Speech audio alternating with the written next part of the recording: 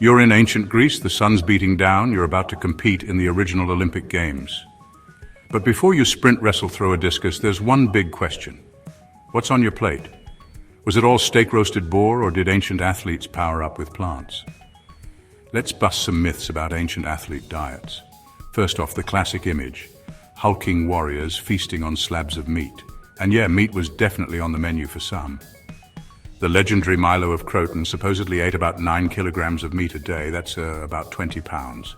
But before you fire up the grill, let's dig a bit deeper. See, meat was expensive. Not every athlete could afford it, and most ancient Greeks and Romans ate a lot more. Grains, beans, fruits, veggies.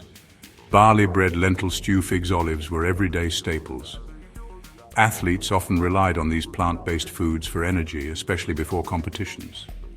In fact, the famous runner Phidippides, the guy who inspired the marathon, was said to be mostly vegetarian. Turns out, you don't need a steak to run 26 miles. But what about the Romans? Gladiators, in particular, were called hordeari, the barley men.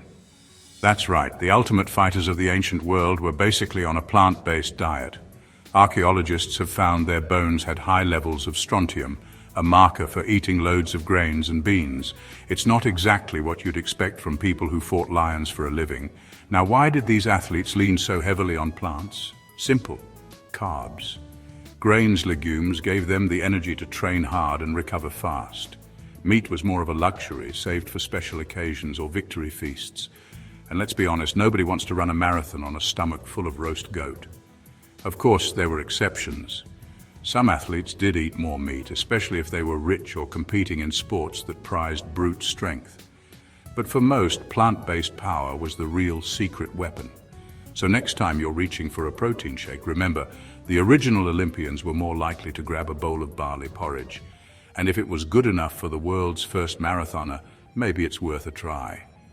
Ancient athlete diets weren't all about meat. In fact, plants played a starring role. Whether you're a weekend warrior or just a fan of history, that's some food for thought. Thanks for watching. And remember, you don't need a time machine to eat like an ancient champion.